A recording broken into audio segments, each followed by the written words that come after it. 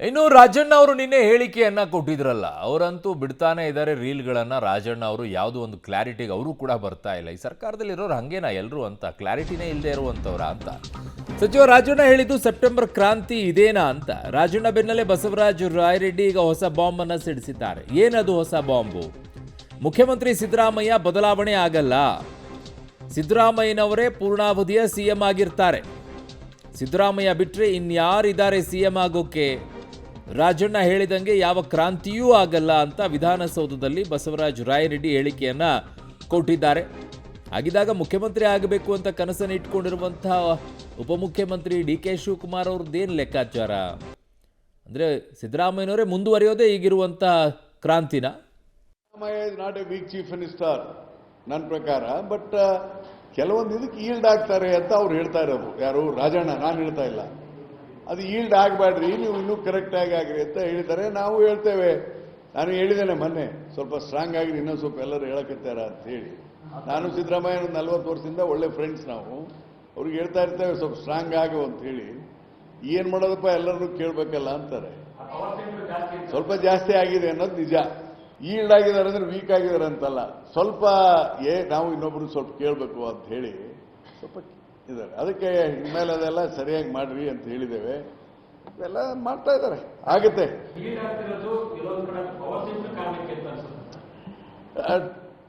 To listen, ಇನ್ನೊಬ್ರದ್ದು ಸ್ವಲ್ಪ ಕೇಳಬೇಕಪ್ಪ ಜಾಸ್ತಿ ಅಂತ ಹೇಳಿ ಅವರು ಸ್ವಲ್ಪ ಜಾಸ್ತಿ ಕೇಳ್ತಾ ಇರೋದ್ರಿಂದ ಸ್ವಲ್ಪ ಈ ಮಾತುಗಳು ಬರ್ತವೆ. ಸ್ವಲ್ಪ ಸ್ಟ್ರಾಂಗ್ ಆಗಿ ಹೋಗ್ರಿ, ಯಾರನ್ನು ಕೇಳ್ದಾನೆ ಜೋರಾಗಿ ಮಾಡ್ತಾ ಹೋಗಿ. ಅಡ್ಮಿನಿಸ್ಟ್ರೇಷನ್ ಸರಿ ಮಾಡ್ತೀವಿ, ಏನಾಗಲ್ಲ, ಸರಿ ಆಗ್ತದೆ ಎಲ್ಲ.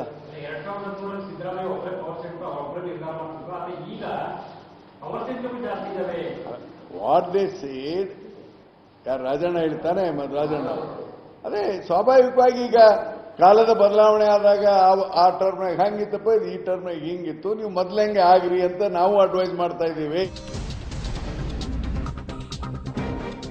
ಸಿದ್ದರಾಮಯ್ಯಗೆ ಇರುವಷ್ಟು ಜನ ಬೆಂಬಲ ಯಾರಿಗೂ ಕೂಡ ಇಲ್ಲ. Siddaramaiah not a weak chief minister. ಕಾಂಗ್ರೆಸ್ನಲ್ಲಿ ಪವರ್ ಸೆಂಟರ್ ಜಾಸ್ತಿ ಆಗಿವೆ ಅನ್ನುವಂಥ ಹೇಳಿಕೆ ವಿಚಾರದಲ್ಲಿ 2 ವರ್ಷ 11 ತಿಂಗಳು ಸಿದ್ದರಾಮಯ್ಯನವರೇ ಸಿಎಂ ಆಗಿರ್ತಾರೆ. ಅಂದರೆ ಇನ್ನೂ ಅಧಿಕಾರ ಇರೋದು 2 ವರ್ಷ 11 ತಿಂಗಳು, ಅದಿಷ್ಟು ಅವರೇ ಇರ್ತಾರೆ. ನಾವು ಸಿದ್ದರಾಮಯ್ಯರನ್ನ ಇನ್ನಷ್ಟು ಸ್ಟ್ರಾಂಗ್ ಮಾಡ್ತೀವಿ. ವಿಧಾನಸೌಧದಲ್ಲಿ ಬಸವರಾಜ ರಾಯರೆಡ್ಡಿ ಈ ಹೇಳಿಕೆಯನ್ನು ಕೊಟ್ಟಿದ್ದಾರೆ. ಸೊ ಸಿದ್ದರಾಮಯ್ಯನವ್ರನ್ನ ಯಾವ ಕಾರಣಕ್ಕೂ ಇಳಿಯೋದಕ್ಕೆ ಬಿಡೋದಿಲ್ಲ ಅಂತ ಅವರ ಸ್ಪಷ್ಟನೆ.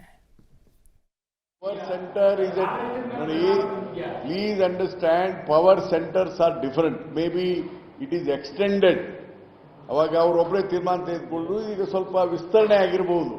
ಅದು ವಿಸ್ತರಣೆ ಆಗಿದೆ ತಕ್ಷಣ ಅವ್ರು ತೀರ್ಮಾನ ತಗೋಬಾರ್ದಂತ ಏನಿಲ್ಲ.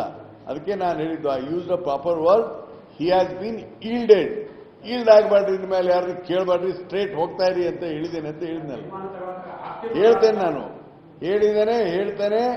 ಇವೆಲ್ಲ ಬಿಟ್ಬಿಟ್ಟು ಆಡಳಿತ ಸುಧಾರಣೆ ಮಾಡಿ, ಹಿಂದೆ ಹೆಂಗಿದ್ರಿ ಮತ್ತು ಹಿಂದಿನ ಮುಖ್ಯಮಂತ್ರಿಗಳು ಹೇಗೆ ಒಳ್ಳೆ ಒಂದು ಪರಂಪರೆ ಹಾಕಿ ಹೋಗಿದ್ರೆ, Siddaramaiah has done A good job in 10 years, ಇದನ್ನು ಉಳಿಸ್ಕೊಂಡು ಹೋಗಬೇಕು ಅನ್ನೋದನ್ನು ಕೂಡ ಹೇಳ್ತಾರೆ. ನೇರವಾಗಿ ಹೋಗಿ ಅಂತ ನೀವೇ ಸಜೆಷನ್ ಮಾಡಿದ್ದೀರಾ ಅಂತ ಹೇಳಿದ್ರೆ, ಅಲ್ಲಿಗೆ ಸಿದ್ದರಾಮಯ್ಯನವ್ರನ್ನ ಕಂಟ್ರೋಲ್ ಮಾಡ್ತಿದ್ದಾರೆ ಅಂತ ಆಯ್ತಲ್ಲ ಸರ್? ಯಾರು ಕಂಟ್ರೋಲ್ ಮಾಡ್ತಾ ಇಲ್ಲ ರೀ? Please understand the wordings. ಅರ್ಥ ಮಾಡ್ತಾ ಇಲ್ಲ ನೀವು.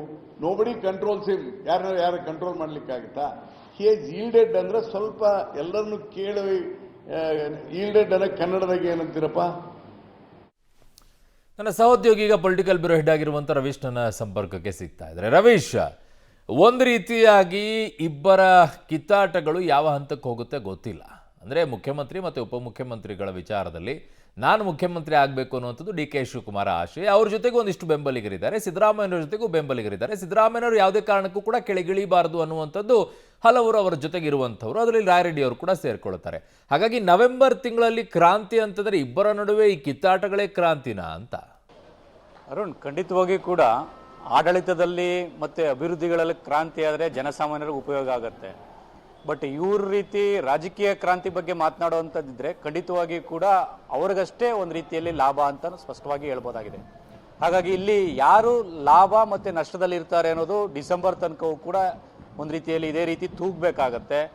ಒಂದು ಕಡೆ ಡಿ.ಕೆ. ಶಿವಕುಮಾರ್ ಅವ್ರ ಕೈ ಮೇಲಾಗುತ್ತೆ, ಇನ್ನೊಂದು ಕಡೆ ಸಿದ್ದರಾಮಯ್ಯ ಅವ್ರ ಕೈ ಮೇಲಾಗುತ್ತೆ. ಒಬ್ಬರು ಡೌನ್ ಆಗ್ತಾರೆ, ಒಂದು ಅಪ್ ಆಗ್ತಾರೆ. ಈ ರೀತಿಯ ಬೆಳವಣಿಗೆಗಳು ಕಳೆದ 1 ವರ್ಷಗಳಿಂದಲೂ ಕೂಡ ನಡ್ಕೊಂಡು ಬರ್ತಾ ಇದೆ. ಹಾಗಾಗಿ ಇದಕ್ಕೆ ಫುಲ್ ಸ್ಟಾಪ್ ಇಲ್ಲ. ಅದೇನಿದ್ರು ಕೂಡ ಡಿಸೆಂಬರ್ನಲ್ಲೇ ಇತ್ಯರ್ಥ ಆಗಬೇಕಾಗತ್ತೆ, ಅದು ಸ್ಪಷ್ಟವಾಗುತ್ತೆ. ಅಲ್ಲಿ ತನಕವೂ ಕೂಡ ಅವು ಸಾಯಲ್ಲ, ಕೋಲು ಮುರಿಯೋದಿಲ್ಲ ಅನ್ನೋ ರೀತಿಯಲ್ಲಿ ಒಂದು ರೀತಿಯಲ್ಲಿ ಹೇಳಿಕೆಗಳ ಮೇಲೆ ಹೇಳಿಕೆಗಳನ್ನು ಕೊಡ್ತಾ ಇದ್ದಾರೆ. ಯಾಕೆಂದ್ರೆ ಸಿದ್ದರಾಮಯ್ಯ ಟೀಮ್ನಿಂದ ಎಲ್ಲೋ ಒಂದು ಕಡೆ ಕನ್ಫ್ಯೂಸ್ ಮಾಡುವಂಥ ಒಂದು ಟ್ರಿಕ್ಸ್ ಗೇಮ್ ಚಾಲು ಆಯ್ತಾ ಅನ್ನೋದೀಗ ಬಹುದೊಡ್ಡ ಚರ್ಚೆ ಆಗಿರ್ತಕ್ಕಂಥದ್ದು. ಯಾಕೆಂದ್ರೆ ನಿನ್ನೆ ಸೆಪ್ಟೆಂಬರ್ ಕ್ರಾಂತಿ ಅಂತ ರಾಜಣ್ಣ ಅವ್ರು ಮಾತನಾಡ್ತಾರೆ. ಇವತ್ತು ಯಾವ ಕ್ರಾಂತಿ ಇಲ್ಲ ಬಿಡ್ರಿ, 2 ವರ್ಷ 11 ತಿಂಗಳು ಅವರೇ CM ಆಗಿರ್ತಾರೆ ಅನ್ನೋ ಮಾತುಗಳನ್ನ ಬಸವರಾಜ ರಾಯರೆಡ್ಡಿ ಅವರು ಹೇಳ್ತಾರೆ. ಹಾಗಾಗಿ ಈ ಕನ್ಫ್ಯೂಸ್ ಮಾಡ್ತಾ ಇರ್ತಕ್ಕಂಥದ್ದು ಯಾರಿಗೆ? ಒಂದು DK ಶಿವಕುಮಾರ್ ಅವ್ರಿಗೆ ಮಾಡಬೇಕು, ಇಲ್ಲ ಅಂದ್ರೆ ಹೈಕಮಾಂಡ್ಗೆ ಮಾಡಬೇಕು. ಹಾಗಾಗಿ ಸಿದ್ದರಾಮಯ್ಯ ಆಪ್ತರ ಈ ನಡವಳಿಕೆಗಳಿಂದಾಗಿ ಬೇರೆ ಬೇರೆ ರೀತಿಯ ಚರ್ಚೆಗೆ ಒಂದು ರೀತಿಯಲ್ಲಿ ಕಾಂಗ್ರೆಸ್ನ ಒಳಗಡೆ ವೇದಿಕೆ ಆಗಿರ್ತಕ್ಕಂಥದ್ದು. ಯಾಕೆಂದ್ರೆ ಈ ಹಿಂದೆ ಹೈಕಮಾಂಡ್ ಬಳಿ ಹೋದಂಥ ಸಂದರ್ಭದಲ್ಲೂ ಕೂಡ ಎಲ್ಲ ಒಂದು ಕಡೆ ಮುಖ್ಯಮಂತ್ರಿಗಳು ಮತ್ತು ಉಪಮುಖ್ಯಮಂತ್ರಿ ಇಬ್ಬರಿಗೂ ಕೂಡ ಬುದ್ಧಿವಾದ ಹೇಳಿ ಕಳಿಸಿದ್ರು. ಅಂದ್ರೆ ನೀವು ಮತ್ತೆ ನಿಮ್ಮ ಟೀಮ್ಗಳಿಗೆ ಈ ರೀತಿಯ ವಿಚಾರಗಳನ್ನ ಮುನ್ನೆಲೆಗೆ ತರಬಾರ್ದು, ನಾವು ಏನು ಡಿಸೈಡ್ ಮಾಡಬೇಕು ಅದನ್ನ ಕಾಲಕ್ಕೆ ನಾವು ಮಾಡ್ತೇವೆ, ಅಲ್ಲಿ ತನಕ ಸುಮ್ಮನಿರಿ ಅಂತಲೂ ಕೂಡ ಹೇಳಿ ಕಳಿಸಿದ್ರು. ಆದರೆ ಈಗ ಮತ್ತೆ ಈ ರೀತಿಯ ಗೇಮ್ ಚಾಲು ಮಾಡಿರ್ತಕ್ಕಂಥ ಹಿನ್ನೆಲೆಯಲ್ಲಿ ಎಲ್ಲ ಒಂದು ಕಡೆ ಸಣ್ಣದಾಗಿ ಈಗಿನಿಂದಲೇ ಆ ಒಂದು ನವೆಂಬರ್ ಪ್ರಕ್ರಿಯೆಗಳಿಗೆ ಕಾವು ಕೊಡುವಂಥ ಪ್ರಯತ್ನವನ್ನ ಸಿದ್ದರಾಮಯ್ಯ ಟೀಮ್ ಮಾಡ್ತಾ ಇದೆಯಾ ಅನ್ನೋದು ಒಂದು ಪ್ರಶ್ನೆ. ಇನ್ನೊಂದು ಕಡೆ DK ಶಿವಕುಮಾರ್ ಈ ಮೊದಲು ಒಂದು ರೀತಿಯಲ್ಲಿ ಅಗ್ರೆಸಿವ್ ಆಗಿ ರಿಯಾಕ್ಟ್ ಮಾಡ್ತಾ ಇದ್ರು, ಯಾರು ಮಾತನಾಡಬಾರ್ದು, ಹೈಕಮಾಂಡ್ ಇದೆ ಅಂತ ಹೇಳ್ತಾ ಇದ್ರು. ಆದರೆ ಕಳೆದ 1-1.5 ತಿಂಗಳಿಂದಲೂ ಕೂಡ ಅವರು ಕೂಡ ಸಾಫ್ಟ್ ಆಗ್ತಾ ಬಂದಿದ್ದಾರೆ. ಅಂದ್ರೆ ನಾನು ಮಾತನಾಡಿದಷ್ಟು ನನಗೆ ಡೇಂಜರ್ ಅಂತ ಅವ್ರಿಗೇನಾದ್ರೂ ಸುಳಿವು ಸಿಕ್ಕಿದೆಯಾ? ಆ ಕಾರಣಗಳಿಗೋಸ್ಕರ ಅವರು ಕೂಡ ಈ ರೀತಿಯ ಹೇಳಿಕೆಗಳಿಂದ ಜಾರಿಕೊಳ್ತಾ ಇದ್ದಾರೆ. ಅದಕ್ಕೆ ನಾನು ರಿಯಾಕ್ಟ್ ಮಾಡಲ್ಲ, ಅವ್ರನ್ನೇ ಕೇಳಿ ಅಂತ ಹೇಳ್ತಾ ಇದ್ದಾರೆ. ಹಾಗಾಗಿ ಕಾಂಗ್ರೆಸ್ನ ಒಳಗಡೆ ಇದು ಒಂದು ರೀತಿಯಲ್ಲಿ ಶೀತಲ ಸಮರ ಶುರುವಾಗಿರ್ತಕ್ಕಂಥದ್ದು. ಇದು ಕುರ್ಚಿಗಾಗಿಯೇ ನಡೀತಾ ಇರತಕ್ಕಂಥ ರಾಜಕೀಯ. ಹಾಗಾಗಿ ಈ ರಣರೋಚಕ ರಾಜಕೀಯ ಯಾವ ಹಂತವನ್ನು ತಲುಪುತ್ತೆ ಅನ್ನೋದಕ್ಕೆ ಸೆಪ್ಟೆಂಬರ್, ಅಕ್ಟೋಬರ್, ನವೆಂಬರ್ ಈ ಒಂದು 3-4 ತಿಂಗಳಲ್ಲಿ ಕಾಯಬೇಕಾಗತ್ತೆ. ಆ ತಿಂಗಳುಗಳಲ್ಲಿ ಬೇರೆ ಬೇರೆ ರೀತಿಯ ಚಟುವಟಿಕೆಗಳು ಇನ್ನಷ್ಟು ಗರಿಗೆದರುವಂತಹ ಚಾನ್ಸಸ್ ಕೂಡ ಜಾಸ್ತಿ ಇರುತ್ತೆ. ಅರುಣ್. ಓಕೆ ರವೀಶ್, ನಿಮ್ಮೆಲ್ಲ ಮಾಹಿತಿಗೆ ಧನ್ಯವಾದಗಳು.